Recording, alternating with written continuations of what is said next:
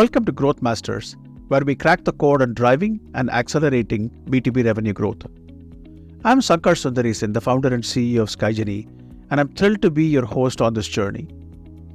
Each episode, we sit down with industry titans, revenue superstars, and C-level executives to dive deep into how they mastered the art and science of revenue acceleration.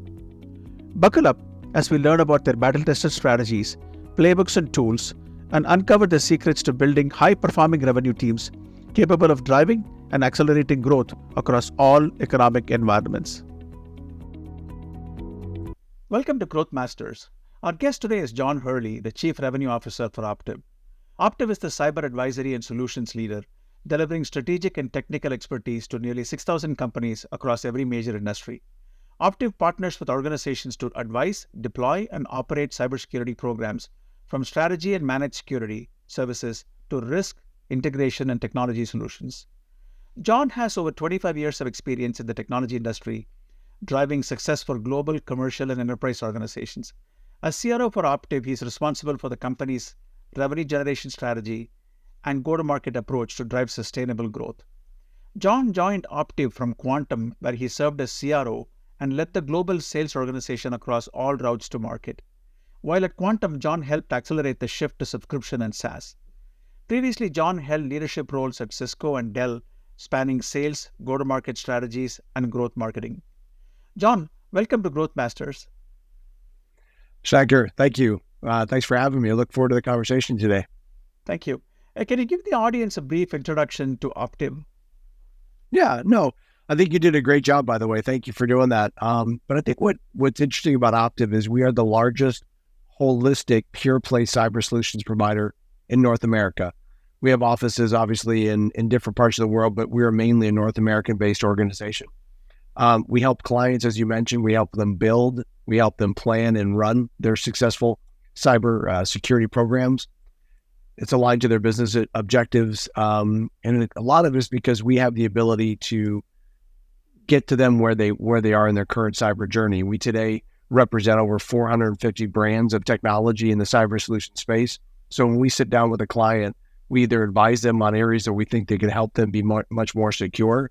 Mm-hmm. Sometimes they're not able to actually do that deployment themselves, so they come to us to do that work. And then in some cases, they like us to come and actually manage that for them. It could be a security operations center, a SOC. It could be just an initiative of running a piece of technology they already own. But we do that full chasm. So we're very, very unique in the marketplace today on how we go to market. Perfect. John, of course, as your background and experience speaks for itself. You've got extensive experience leading revenue teams. But can you just take us back to the very beginning? What sparked your interest in sales? And how did your experiences at companies like Dell, Cisco, and Quantum prepare you for the top revenue job at Optiv? Well, I think it's, you could probably ask my mom. I feel like I'm aging myself a little bit, but I was always keen to explore new things. And, but I always loved engaging with people. And I think at the foremost, that was really it. And so, I've always been one of those types of folks that, when there's a problem, I always like to jump in and see what I can do to help, right? And I know sales doesn't always look like we're the helping industry, but we really are, right? So I think between just this curiosity engagement that I had, as well as just the fact that I love to be with people and engage with them, it really kind of drove me to this. And I think the thing about technology, when I jumped into it, wasn't something I really thought I was going to do. I mean, I graduated from college as an economics, major, and I thought I was going to be in finance and, on Wall Street. And then I realized that actually technology, and this is before the internet, so I'm aging myself a little bit here, right? This is before Netscape was born. Right. But I really felt that if I listened to people that were struggling with certain issues, and I had a piece of technology that could actually help enable the solution they were looking for to solve that problem, right, it was an interesting place to be. So I got to do best of both worlds. I got to tinker with technology, but I also got to engage with people, and that's always with sales. Sales is about relationships. Perfect. John, as CRO, how do you take revenue targets from your board of directors and decompose them into pipeline creation goals for each of the teams at Optiv? Well, it's interesting. We're in a marketplace today, I think in technology, specifically cyber, that is one of the markets today that is showing a level of growth, right? So obviously, whether it's our board or our sponsors within Optiv, they're going to ask me to do more than what I'm currently seeing sometimes in the forecast. But look, it's an important question. I mean, historically, we looked at pipeline to commit ratios. Mm-hmm. Sometimes you say in your commits, you got to have 2 to 3 times, pipeline in order to hit those commits. But I think we're also starting to see that the market's changing into that. And I think there's more data capability out there. So we're now looking at, AI models and how our teams have historically forecasted. We're looking at historical markets and how they've purchased and what that might be. So when we look at it, we do look at the areas of the technology partners that we do business with and kind of what is very relevant in the marketplace today. We look at industry sectors, whether it's financial, healthcare, manufacturing, whatever it may be. And so we have to break that all those pieces down by historical pipeline, historical close rate, by sector, by industry, and by the way, by the way some of our teams actually work. So we're always going to take into account, when we look at those targets by the market and by the historical perspectives that we do see in our numbers. Got it. Now, setting goals is crucial, but tracking progress is equally important. Now, how do you ensure that your teams have a robust pipeline to hit their revenue targets? And how do you track things like pipeline coverage, quality, and progression for every single rep and team at Optiv? Well, I'll tell you, it's, as I used to always try to explain to people, forecasting is as much of an art as it is a science. And as a leader, you have to distinguish between what's being artistic and what's actually scientific. So the one thing we don't lack, really in our organization is the tools that we have at our disposal. So, our main platform, the forecast tool is Salesforce.com. I mean, I think it's a very industry relevant platform that's out there, but we overlay that with technology from Clary, from Domo, and other technologies. So we put in a little bit of AI functionality around that. So we'll look at the standard metrics that most sales leaders will look at, whether that's pipeline to commit, whether that's deal cycle time, deal closure, deal movement, pushes, how many times a deal is pushed. Again, going back to what I said before about sectors. But then we also look at it from a QBR process perspective, where at the beginning of a quarter to the end of the quarter, we look at those trends and what's been going on. And we're very particular about our QBR format. So, I've got, many regions across the United States of different leaders, and they don't all manage it differently. They manage their business the same based on the templates that we provide. So we have a very strong level of consistency, the way that we're looking at our tools, our predictive tools, as well as our format of pipeline that moves from week to week, month to month, quarter to quarter, but then it all shows up at the end in a quarterly business review. Right. Got it. That makes sense. Now, how do you personally use data and insights to prepare for conversations with your board members and update them on your growth plans? And how do you plan to execute on sort of that growth, milestones that they want the company to hit? Well, it's interesting, where when I grew up in the industry, if you look at my history, right, whether it was Cisco, Dell, whatever it may be, Quantum now not here, I was always on the OEM side of the business, right? So I had one platform technology or major technologies that I would manage and lead my business to. Here, I've got over 450 partners, right? So I meet regularly with my peers, the other CROs that run the major technology cyber companies. So I'm very inquisitive on how they're looking at the marketplace, number one. We also have a lot of broad industry relationships, whether it's with Gartner, IDC, whatever it may be. So we're also looking at those data points on what's really going on in the market. And then we built the technology. In fact, we announced it today, online, called Optiv Market Systems, OMS for short. Right. And it was a system that we built that gives us predictive insights from historical data over 6,000 plus customers to potentially future looking intent on what they may be looking at. So when I go to meet with the board, I think about the conversations that I've had with my peers. I think about industry information I've got, and then I take the Optiv Market System to see this is the areas where we have the best opportunity to align our teams, our marketing, our go-to-market opportunity. So it's very data driven. It's not emotional, art driven. It's very scientific data. Got it. That makes sense. Now, looking inward, John, how do you handle conversations with the other members of the C-suite at Optiv, folks like your CEO, CMO, and maybe even CFO and Chief Product Officer? Yeah. No, look, I mean, the one thing is at our level of the organization, having relationships with your peers is extremely important and needs to be consistent. So I have your classic one-on-one meetings that we do, weekly, bi-weekly, however it is. You try to make sure you stay to those so that, the day-to-day work doesn't get in the way of communication. I also set a review at the beginning of each quarter, and I have a close meeting at the end of the quarter with the executive team that we have. We have our weekly e-staff meetings that we read out on all of our major initiatives. And then I took a piece of, kind of format that I took from my life at Cisco. It's called a BSEM. It's basically a map that says, here's your vision, what's your strategy, what are your executables to align to those strategies, and then what are the metrics or measurements that you use. Right. And when I meet, I start with what the CEO's vision is, and I work my way through. So when I sit in front of my CEO, I align to his vision. When I need marketing, I sit down with our CMO and say, here's the things my sales organization not only is working with marketing on, but here's the things I need from marketing in order for us to be successful. That's the same in finance. It's the same in supply chain, whatever it may be. But it's on one page. So it's on my desk. It's right next to me. And all my leaders have that same capability. So they know exactly what I'm doing, and they have the ability to impact that. Got it. Now, of course, as we all know, every journey has its hurdles, right? What were some of the biggest challenges that you faced in driving predictable revenue growth in your career, and how did you navigate those hurdles? Yeah, no, great question. I think it's interesting when you think about the different levels, right, in a sales organization, as you get into frontline leadership, like you're managing individuals, to where you get farther up in the organization where you're managing managers, managing leaders, and now you're managing the entire revenue for a company. And I always go from the fact is, don't believe everything you're shown or told, right? This is a tell me industry. Right. I think there's more things that have to be done and taught around ask to verify. So early in my career, I was a new leader, and I had a team of people that was working for me. Some were my peers, some that were new to me. And when I went down to do my first forecast review, they're like, "Hey, John, I'm good. This is I got a great relationship. I'm good. I can get this in to the end of the month." Right. And I just said, "Great. You seem like you have handled your business in that relationship." To turn out that they didn't understand the entire business case. They didn't understand the sponsor relationship. They didn't understand this was a CFO, sign off issue. Right. I didn't ask those double click questions, right? Sure. And you learn the hard way early on that you have to ask more questions than maybe your team really wants you to ask. Right. But you have to continually drive through to get to the end state to even ask questions as simple as, this is the end of month deal. Can we get it in?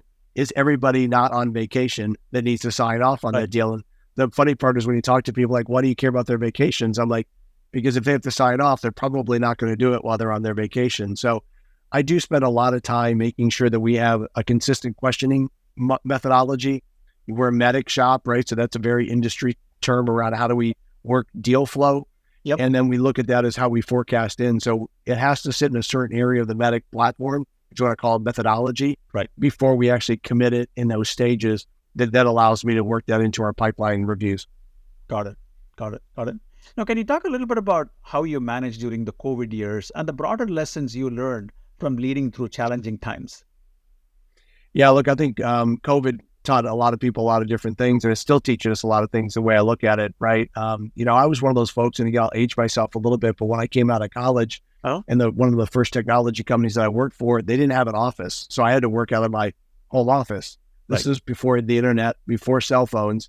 And, you had to learn how to, get out on the road and actually go meet people, but you had to be self-sufficient. You had to do your own proposals. You had to do your own power. It was word perfect back then, right? So we're talking about different technologies, right? As you do that, but you had to have a different ethic, right, on how you work, because it was very easy at home that nobody was in the office, so you could do what you want.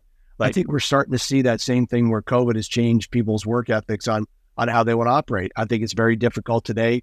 Clients have gotten into the perspective that, they're coming in 4 days a week, maybe not 5 days a week. Like, they don't always like to see outsiders. COVID taught us that you have to do different ways to market to those clients to get your information across, right? To do that. So I think, when I look at it this way, it's not only how you manage your client relationships, but as a leader, how do you communicate to the team? Luckily for us today, we're doing this in a podcast view, but there's video, and you and I are interacting today. Right. I use that a lot, even with my teams that operate across the United States, that they see me. I do Ask Me Anything, events once a month where I just come on and say, guys, I'm in my office, ask me whatever you want, right? So that they feel like they're in the office and they're connected, even though we're spread across the entire United States. So I think it's taught us that you can do things more virtually than we thought you could, right? But you have to be more disciplined in how you interact with your clients and how you actually integrate and motivate your teams, because some people don't like to be on video, right? And they don't like to interact this way. But if you don't reach out to them and pull them into the conversation, you lose them, right? So it's a leadership challenge and it's a client engagement challenge that I think we're still to this day working our way through. Got it. I mean, that reminds me a little bit of, when I, in all the years I spent at HP, there used to be this concept called management by walking around. It's something that Bill Hewlett and Dave Packard apparently pioneered at HP before the days of when I joined them. But they would make it a point every week to kind of walk around the office and just stop by people's cubicles and say hello and just informally get to know what they were working on, right? This is the days before formal skip level meetings and such. Well, but I'll say this. I was in Dallas, last a couple of weeks ago, and I was refreshed. I walked into a client's facility, and there's just this huge area of cubicles. And I walked by, and there was a gentleman speaking to another employee, and he was leaned over the cube, and they were just having this engaged cup of coffee conversation. I'm like, God, that just feels like what it was before COVID, right? Where people actually engage in the office, and that conversation happened not because they scheduled it. It happened because he walked by and saw him in this cube and stopped by to say hello or was following up on something. So that's the problem with, that COVID has done, is you have to have those still kind of, impromptu engaged conversations. And I do this once a month outside just the Ask Me Anything. I do an office hour where I just open up my, my room in Zoom, and I sit there, and if somebody comes and say, hey, John, can I have a conversation? I lock the meeting, and it's like you came into my office, but I try to have an open door conversation, no matter if you're in an office or you're just sitting in your home office. You have to be very intentional about making sure that people don't feel like they're excluded. Got it. Now, like me, you started your career in a largely offline world, and now you're a two-time CRO in the age of AI. How do you see the world of data-driven growth changing, and what capabilities specifically do you see as being the most impactful for the growth function in any company? Well, look, I think everybody's trying to explore what does AI mean to them, right? I think we went through and we're still kind of going through, what does machine learning do, right? The more data you put in, it responds and it learns and it does those types of things. I think, whether it's generative AI or, in general, just artificial intelligence, I think is changing the way that the boards look at what they're trying to do to the company. I think every CEO is being challenged by the board, right? Hey, what are we doing with AI? If we're not doing something with it, and our competitor is, are we falling behind, right? So I think even in a sales organization, you have to look at everything that's out there that AI is providing. So you look at, products like Copilot, right? That makes, your ability to operate differently. Like I said to somebody in a meeting the other day, can you imagine going to a meeting that you never take a note, right? You don't have a pen. Everybody just comes in and has a conversation, right? There's capability there that makes us more efficient, right? On how you do that. How do you then take technology that's forward-looking and market to you, right? Take your technology and market to other companies so that people know who you are differently. We just talked about forecasting. Data forecasting is much different now, because now you have this thing behind you that that is now looking at all the people and their predictability and their pipeline and their market. And now when I get a forecast, now I get my forecast, and then I get, I always joke in my meetings, what does Domo say, right? So am I looking at what my team's telling me, or am I looking at what the agent is telling me right in our forecast? And, like I mentioned before about our OMS or Optiv market system, where we have an AI recommender tool that's built into it. A lot of that is giving our teams the opportunity to say, we believe through the data that we're seeing in the system, your client is in this part of their journey most likely. Now, if you think about our organic win rates in the market, we're better than most in the industry just because we focus holistically in the cyber marketplace. The AI recommender tool with OMS is now actually bumped that up almost 20%. So that means that we have a better shot at engaging with a client differently than my competitive peers, because I'm walking in the door to have a business discussion with them about industry changes that's going on, and we think these are what your peers are looking at, and here's why.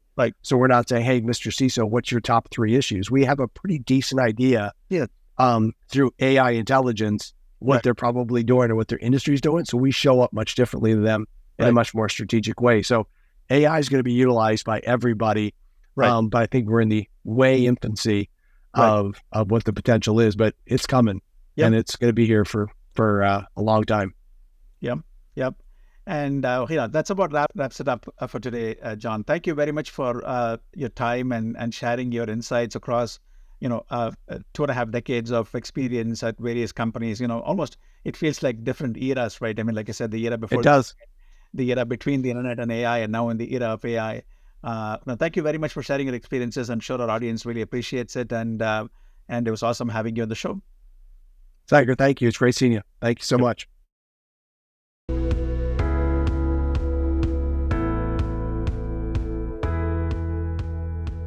That's a wrap for this episode of Growth Masters. Remember, growth is a journey, not a destination. Keep experimenting, learning, and scaling. If you enjoyed this episode, please hit that subscribe button and share it with your fellow revenue leaders. Until next time, keep on growing.